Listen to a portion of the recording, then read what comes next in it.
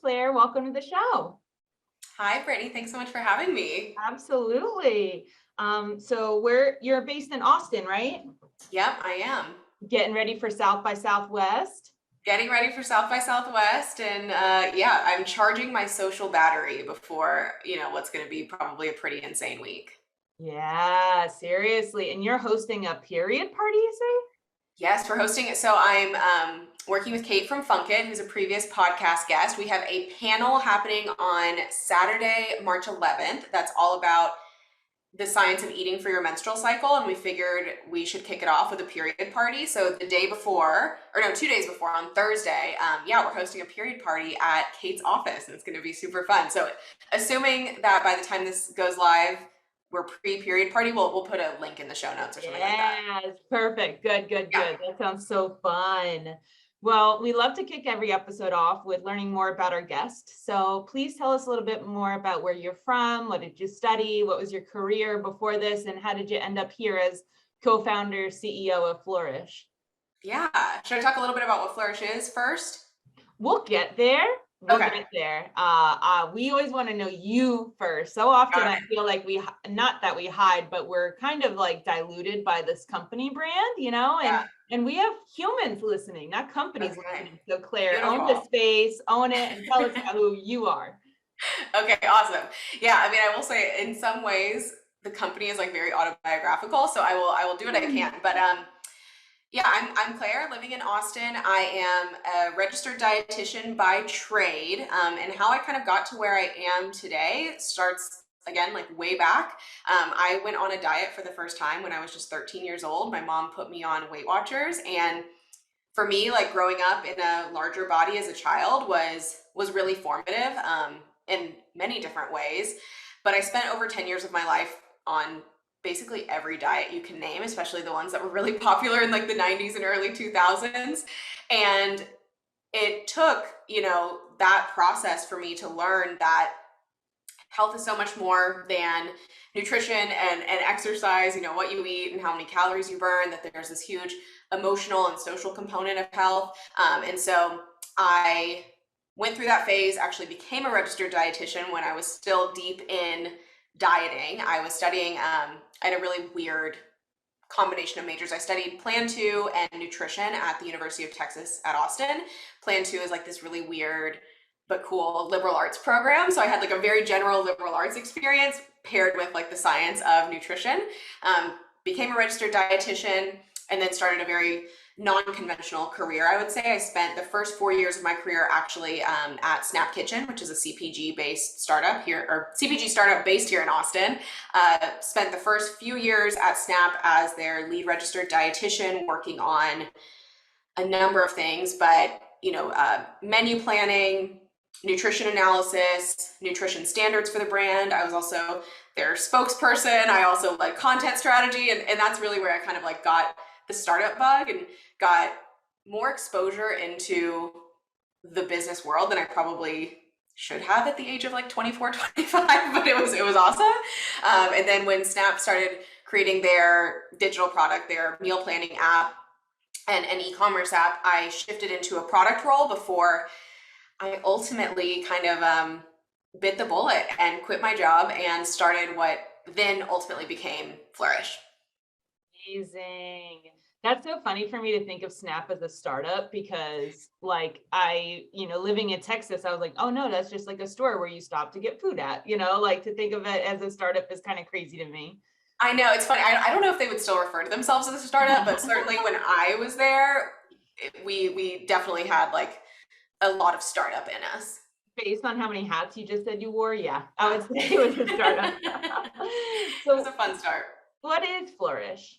Yeah, so Flourish is a women's mind-body health solution. So we help women improve their relationship with food and body image so that they can sustain truly health-promoting behaviors. And the order that I just shared that is really important in the experience and lives of our members. A lot of us, subconsciously or not, associate dieting behaviors with health-promoting behaviors, when in actuality, a lot of those behaviors are even disordered in nature and create a really vicious cycle. So we help women make peace with food and their bodies so they can actually sustain healthy habits. And we do that through our subscription membership that offers our members access to credentialed health experts, primarily within nutrition and psychology.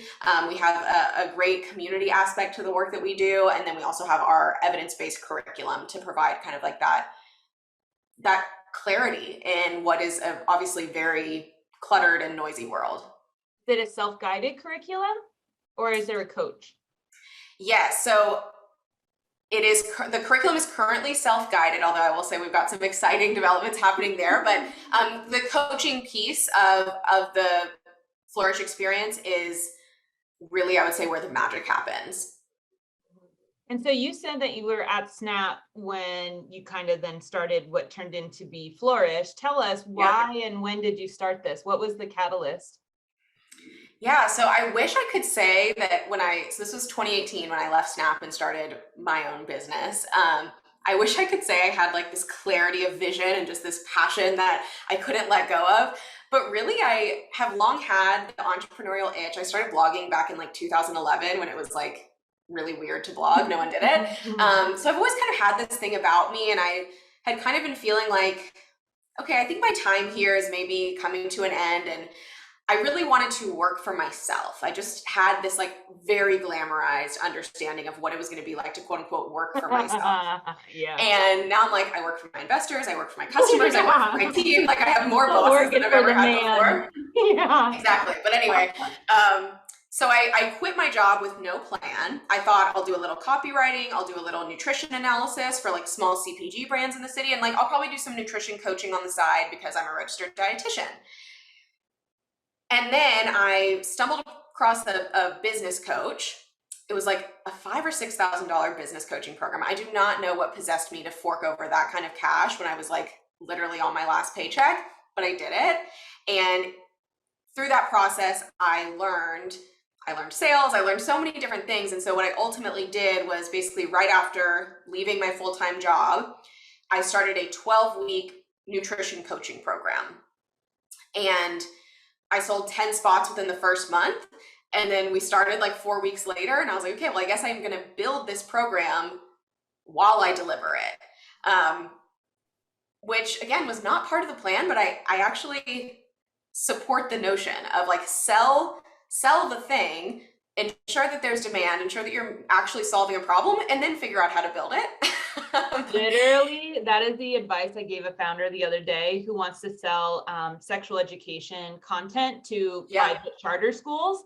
And she said, well, some of them are interested. So do I build it and then give it to them? And I was like, you should probably just start to engage and see how they react and continue to build accordingly, because you don't want to build a whole thing that then they say, oh, we don't like this part. And you're like, damn it, we talk about it in every lesson, or whatever. So, oh my gosh. So the kind of 3 pillars, the coaching community curriculum has always kind of been part of what we do. And I remember the second time I delivered this 12-week program, I got the curriculum professionally filmed. And then a month later, I was like, I'm redoing the whole curriculum. And that was such a valuable lesson for me. But when I started this 12-week program, I thought I was going to be teaching women how to eat more vegetables and like eat less ice cream. And come to find out, nearly every woman that joined, it was called Nutritional Freedom at the time, nearly every woman that joined Nutritional Freedom had a very similar story to me. And they really struggled with body image. They dieted during formative childhood years. And I started to learn, it's not really about the food. There is this psychological component. And if I can't figure out how to meet that need, I'm not truly solving women's problems. So I started bringing in mindset coaches at that time. We grew very quickly. And I also started to notice this other thing, that the women coming to me also had experience with these billion-dollar diet tech companies. And I thought, okay, if they're going to those companies and coming to me with more problems than they started with, I think, one, this problem is much bigger than my little company can handle. But if I can figure out how the tech component, then we can really scale and create a solution that will change the lives of truly millions of women. And so that's when we started the transition from Nutritional Freedom to Flourish to now a venture-backed, women's FemTech health company. Love it. Let's dive a little bit into some of these keywords that you're using. So Yeah. first diet. Yeah, Yeah. I find it interesting that you call yourself a dietitian, and I never really thought like, oh my God, wait, diet is in that? Like instead of nutritionist, what's the difference Yeah. between a dietitian, nutritionist, and what is a diet? Yeah. So this is the dietitian nutritionist debate is so interesting. So nutritionist is actually not a like credentialed term. Anyone in the world can call themselves a nutritionist without any, legal ramifications, without any credentials, right? For someone to be called a dietitian, or actually what you'll hear more often now is a dietitian nutritionist. That's like the rebrand solution we came up with, which it's just too long. But anyway, that means that someone has a 4-year degree in nutrition. I believe now you also have to get a master's in nutrition. That was not the case when I was going through school. And then you have to complete an accredited internship. And then you take an exam, and then there's continuing education, hours and all those things. And you also have to be licensed in your state. There's that much to know about nutrition. I was thinking of all the credit hours. I'm like, there's that many lessons? It's really interesting because, certainly my education was very science focused. So I took biology, physiology, organic chemistry, biochemistry. So there's a lot of that. But to answer your question, what I've learned in practice has been that what we know about nutrition is actually quite simple, but all the noise that we experience from largely diet culture makes it not easy. Yeah. And adding to that is our relationships with food, again, are not about the food. There's so many different emotional, social, cultural, historical kind of inputs to that again, the facts are easy about nutrition. Like, I actually don't think like nutrition is all that complicated. We've made it very complicated. And then again, there's this whole other set of factors that go so far beyond just what's on our plates. Well, that actually brings me to my question. The next term I want us to kind of dive into is body image. I struggle with negative body image. Yeah. I have an amazing, amazing boyfriend, amazing partner, but he does not understand when I tell him, I don't feel like I look good in this. I don't think that will fit me. Like if he holds up a shirt, I'm like, that won't fit me. And he's like, I actually think this is even too big for you. Like, what? And he really can't grasp. He's like, what do you mean you don't see what I see? And I'm like, I don't know, dude. Like, it's beer goggles. And it's crazy. I don't know how it works, but I know it's legitimate, something I work through. So tell us, what is body image? Yeah. So body image is complex because it's so much more than what you see in the mirror. And that's why you can go from having a good body image day to a bad body image day with like one thing. I don't know if you've ever tried on clothes in the Nordstrom dressing room. That I'll have a bad body image day after that, even though my body hasn't changed in the 2 seconds in which I saw myself in the mirror, right? Or going bathing suit shopping, or trying on a dress that you thought was going to fit and it doesn't fit, or even seeing someone else's body can cause you to have a bad body image day. Yeah, I have a lot of French friends, and these girls eat brie like by the spoonful, and they're so skinny, and so sometimes I find myself in my little potluck parties being like, oh God, how can they be so skinny and have a plate that full, right? And so comparison. Yeah, so with body image, there's multiple components of it, right? There is the way that you perceive your body image, either when you see a photo, you look in the mirror, things like that. There's the thoughts that you have about your body based on that input. There are the feelings that you have about your body and the way it looks.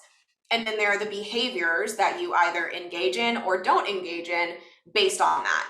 And those different components of body image all impact one another. And that's why, again, body image is really complex, and why you and your partner can have completely different perceptions of what your body is. What is the history here of diet culture and body image? Is body image a 21st century issue? Or like, do we have any records of Egyptians feeling insecure? Like, when did this all start? Yeah, I'd love to start with just like I think a working definition of what diet culture is, because it's more than just like South Beach diet, for example. Like diet culture is actually a belief system. Okay. And in this belief system is the belief that thinness and appearance matter more than our mental and physical well-being. And there's often kind of this like moral high ground within diet culture, right? Thinking that like, if I'm smaller, then I'm better than other people who are bigger. And if I'm smaller, then I'm bigger, then I'm better than me before who was bigger. So there's kind of like also, there's like the health superiority, but there's also the moral superiority as well. And so it's not just being on a diet. It's really this system of beliefs. I'll share a quick story. Sorry, it's a personal topic. Usually like the menopause topics, I don't have as many stories. Sure. This topic right. Stories. So there was, I used to see women, that I would perceive as very fit, especially if they were in like yoga pants and I assumed they were on their way to like spin class or something. I think in my brain, they're so skinny and they must be so happy. And I finally had to tease that apart. Like, no, how am I assuming she's happy? Nothing about this tells me she's happy. So I started to, when I would have that thought, I would say, well, Britt, skinny girls cry too. And I mean, I don't know if that's necessarily the most healthiest way to change my mindset, but I had to start to do that because I immediately was like, they're skinny and happy, period. And it was like, no, they're skinny and cry too. I think it's really interesting.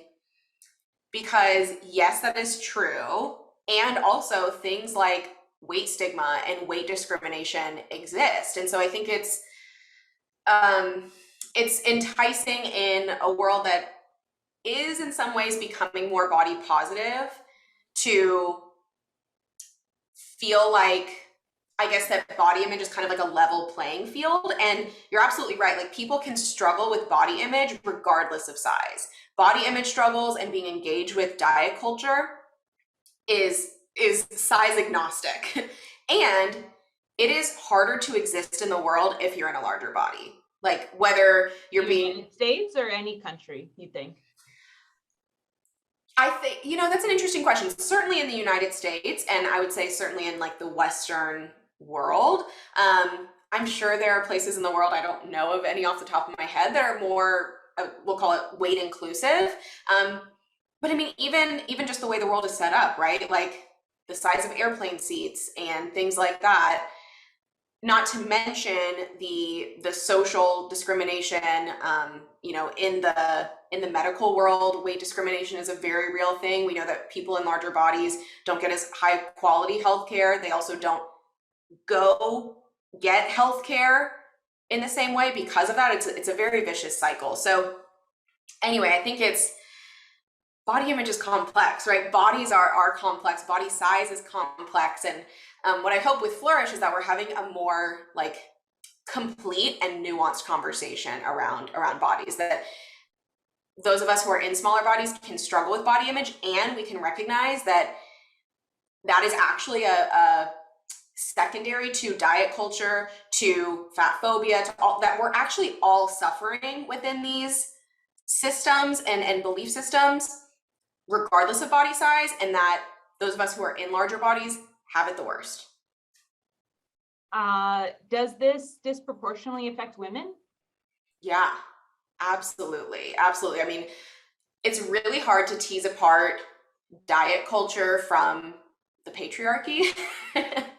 And you really only need to kind of look at women's beauty standards throughout time to see that women's beauty standards, which again are very, very, they're in bed with diet culture and the diet industry, they've changed throughout time so much. Even in my lifetime, beauty standards have changed, right? I remember when I was a young girl going through my diet phase, like I wanted to look like Nicole Richie and the Olsen twins, these tiny, tiny little figures. Now the Kardashians and their curvy bodies are more the beauty standard, right? And so just talking about this with my friends, that we were comparing Mean Girls, where they were like twigs, little itty bitty twigs. You could see their hip bones. They were straight as a pencil. And now you have like Mary J. Blige, with these thick, powerful legs. And it's like, well, what the hell, y'all? What should I do? What should it be? Right.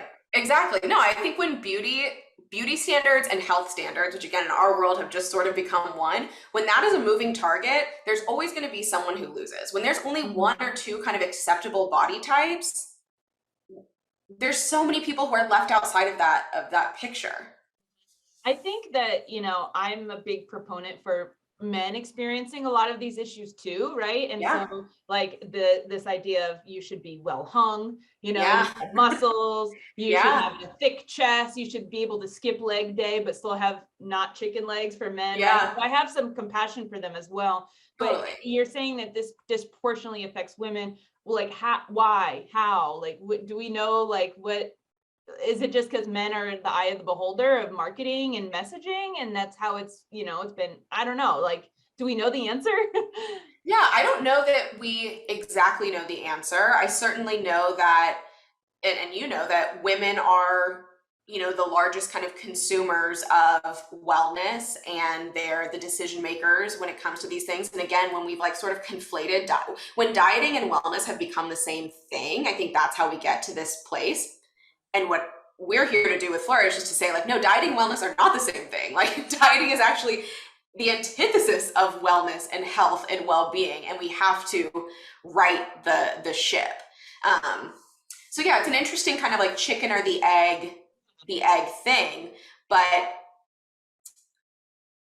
patriarchal beauty standards have made women, I think, very susceptible to the marketing of diets. You think that it's generational in terms of, the marketing my mom received influences the way that she talks today. Yes. And so therefore totally. I have noticed a lot of my food issues are actually mom issues. So that's why I'm bringing my mom up. 100%. Well, that's really, you're not alone. Same. Same. And it's interesting because a lot of women who are early members of Flourish, they're in their childbearing years. Many have just gotten married, and that's why they're in Flourish. It's why they want to approach nutrition, body image, health differently, because they don't want to pass that shit down to their daughters. And I am just here for it. Like, if we can undo the sort of like intergenerational diet trauma, then I will have lived a meaningful life. Well, so I saw on your website that you have these pillars of health. Can you tell us about Flourish's pillars of health? Yeah, absolutely. So health, I mean, I guess I keep saying everything is complex, but it's true. Like, what we're dealing with here is really complex stuff, and health is certainly one of those.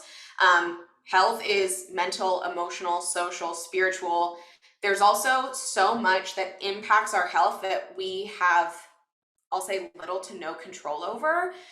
I mean, like policy making and, for some of us, access to healthcare, right? Like, and I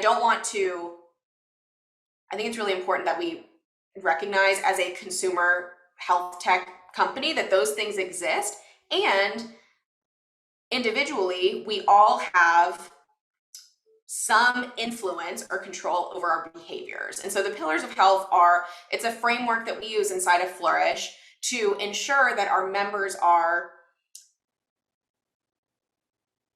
cognizant of the range of behaviors that can positively impact their overall health, specifically mental and emotional health, physical and mental health.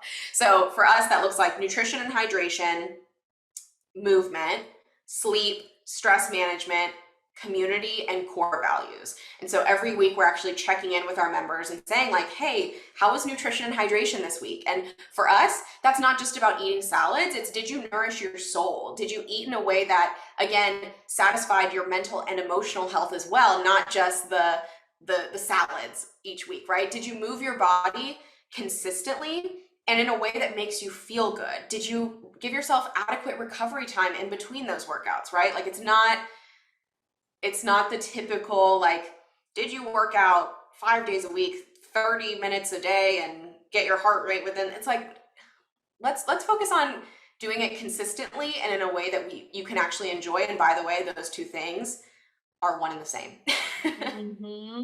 I am literally in the middle of a epic shift in my mindset, because I have only ever in the past lost weight because of starvation, self-induced starvation, binging and purging, or honestly through drug use, because I've previously had experience where I took drugs, lost weight, and so my brain has associated weight loss with these two poor strategies. And the consequences of drugs and starvation are also like depression, anxiety, and like everything else falls apart. But damn, my belly's a little smaller, right? And like that's all I have is reference. But right now I'm actually signed up for personal training, and I have this amazing trainer, name is Teresa. Shout out to you, girl. You're changing my life. Because we started in December. And honestly, I only go twice a week to the gym, which my mind was immediately like, that's not enough. You're not doing enough. And then we would work out, and I wasn't dying. Like I left and I could still walk, and like I was going down the stairs in my apartment and my legs weren't wobbly. And I was like, she's not working me hard enough. I don't know what I'm paying for. Like, this isn't enough. And it dawned on me one week, like, oh, maybe working out doesn't need to be killing myself. Maybe what we're doing is enough. And now I'm actually starting to see some pounds come off and stuff. But like, and I told her yesterday, this has been the first time I've ever lost weight in a healthy way. And it's really beautiful because the consequences of working out in this gentle, nice, consistent, happy way also comes with happiness. Before I used to have to deal with the consequences of depression, anxiety, poverty, lying, you know, like whatever else comes with that stuff, right? The consequence of this is like, I'm happy and my social life is flourishing and I'm, you know, excited and my skin looks great, you know? So awesome. It's really interesting for a lot of women when they were at their quote unquote goal weight or in their, you know, in their smaller bodies that they've been so desperate to try and get back to. If we actually pause for a moment and question this idea that weight loss is always good and that being smaller is always better, then you start recognizing, no, wait, I was kind of depressed, and like, wait, I wasn't socializing with my friends, or I had to go to these unhealthy means to create and sustain that weight loss. And it's like, okay, well, time out. Like, maybe there's something in between point A and point B that's actually going to be healthy and sustainable for you. Right. Yeah. I showed my boyfriend an old picture of me and I said, oh, wow, look how skinny I was there. And initially I was like reminiscing, like, oh, you could see my collarbones. Oh, and he was like, yeah, you do look really skinny. And I could hear in his voice, like, it's not cute. And then I remembered that in this photo under my shirt, I actually had some fresh cuts from a razor I had taken to my stomach because I was so upset with it that I would inflict pain that way. And I was like, oh yeah. I just was like, this photo is just this epitome of not happy. I was not happy. I didn't think I was skinny. I still thought I had so much to lose, so much that I thought I should punish my body physically, violently, you know? And now here I am, maybe I'm 20 pounds heavier, but I don't even think about cutting myself. I'm like, what? No, you know, so it's totally different. I call that looking at your past body through rose-colored lenses. Aww. Like you see the picture. It is literally a picture that you see and you're like, man, I can't believe I thought I was fat then. I should have known. I should have been happy. Like, I want to get back there. And it's like, time out. Let's not forget, you were there and you still weren't happy. So why are you robbing yourself of happiness now by wishing you were back there? That is so much of the conversation we have with our members, because we get these twisted ideas around weight and our bodies and food and all of that. And sometimes you just need a third party to be like, time out, Brittany, like that's BS. I know that's not true, because what else was happening in that picture, for example? That's right. That's absolutely right. Do you think that dieting is a privilege? Sometimes I feel like it's you know, I'm choosing starvation while other women they can't eat, you know, they don't have the money or the means to. So is dieting a privilege? Yeah, that's a really interesting question. I would say yes. And I think you nailed it, that our bodies don't actually know the difference between dieting and being in a famine, or, you know, living in a food desert, or whatever it is that you want to call it. Biologically, your body and physiologically, your body does not know the difference, and it responds in the exact same way. But you're exactly right. To choose to not adequately feed yourself when you actually have the means and the access to do so is a privilege. And that's something that, again, it's one of those mirrors that we hold up to say, like, again, why are we doing this? Like, why are we choosing when we have access and privilege of knowing when our next meal is coming from and all of that, why are we choosing to withhold that from ourselves, especially if what we're after is not actually going to be as fulfilling as we think it is?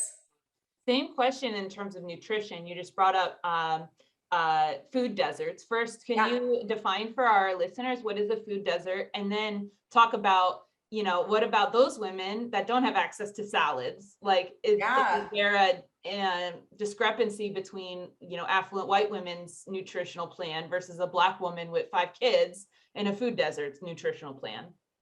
Yeah. Let me think about how to answer this.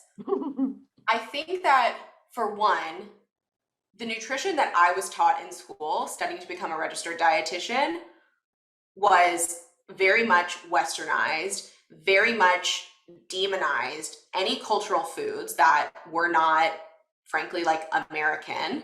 And I'm happy to see that the conversation in some parts of, the kind of world I work in are changing. Because the truth is, like, so many cultural foods are healthy, right? Thing. Where was I going with that thought? I can't even remember. We're talking about food deserts. Yeah, so I forget the exact definition of food deserts, but essentially a food desert is one in which there is not access to adequate, nutritious food. And I forget, there's, specific measures about, distance to a grocery store and things like that. The kind of like flip side of that is this concept of food justice, and that everyone deserves to have access to high quality, nutritious food. And our food system is, and our culture and our society is just not, frankly, like, set up to support food justice for all. And that is a huge problem that is not completely separate, to the work that we're doing. I think there's a huge, connection there. And it's one that I hope that as Flourish grows, we can do more to kind of address, by way of whether it's,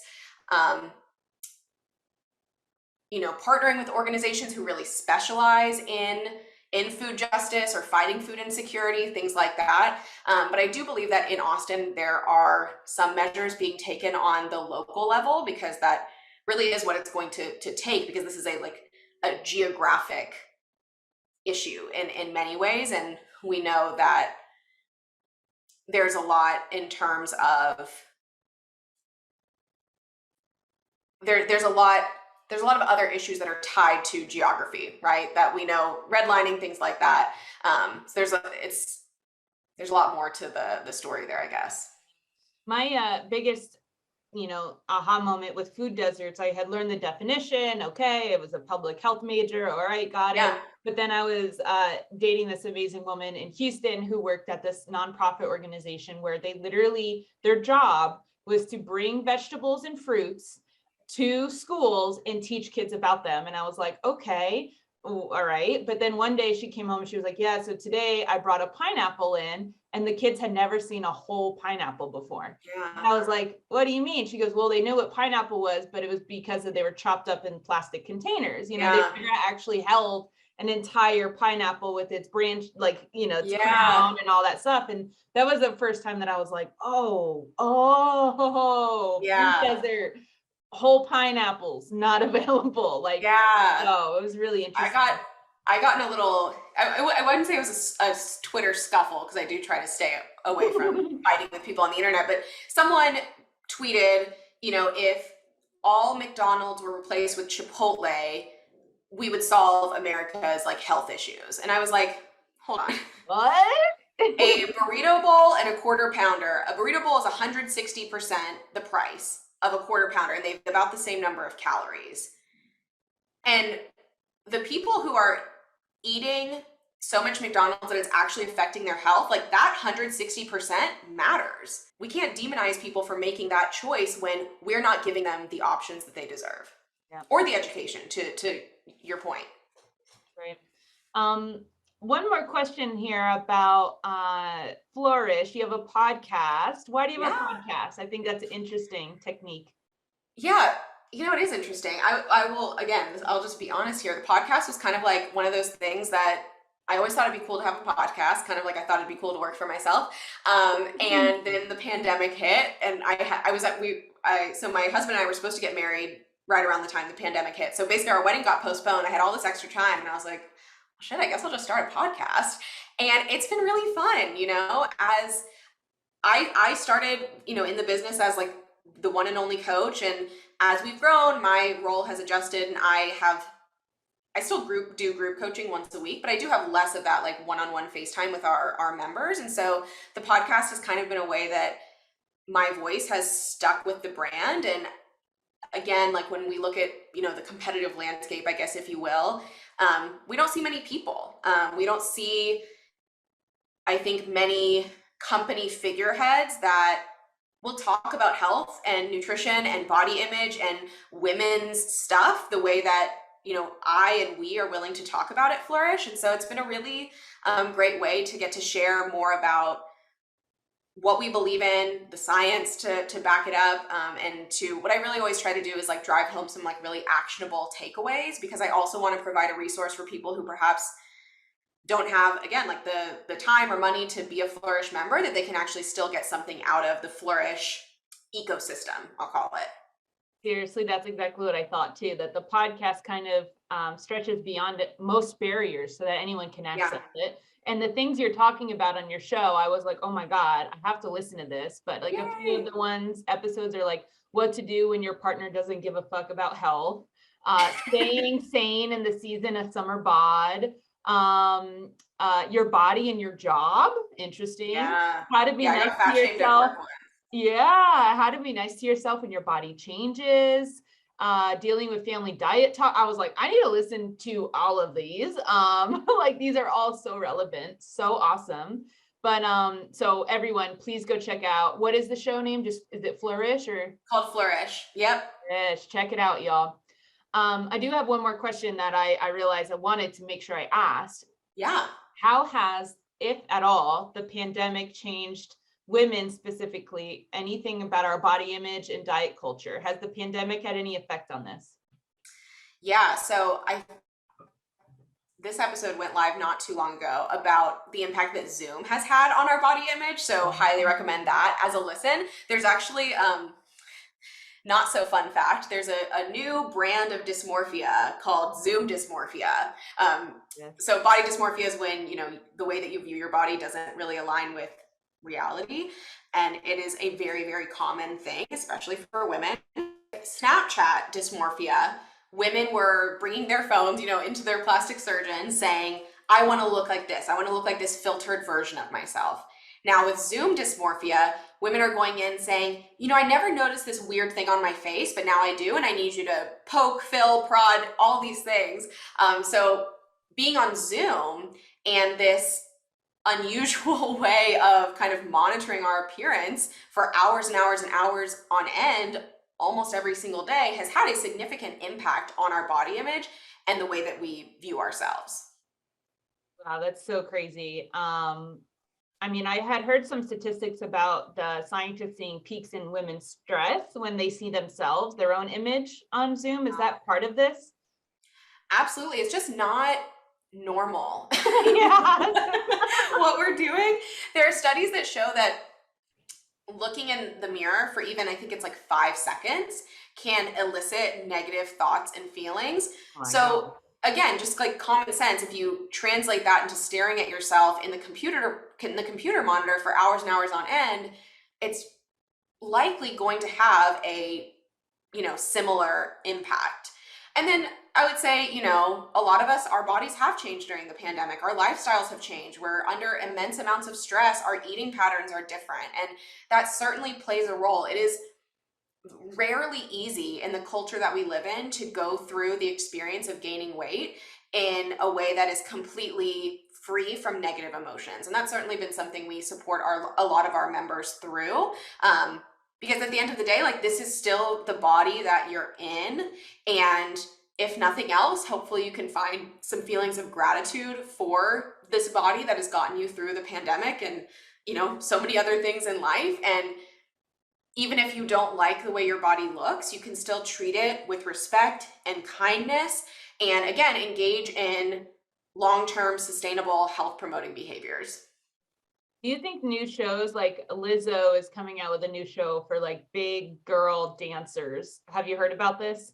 I don't know a lot about it, but I know that it exists. Okay. I know I don't know too much either, except I saw like an announcement that it's coming out.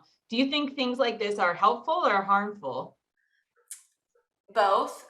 You know, I think seeing more types of bodies in media is really important, and the comment sections on those, those pieces of media are often really painful to read. And so it's both.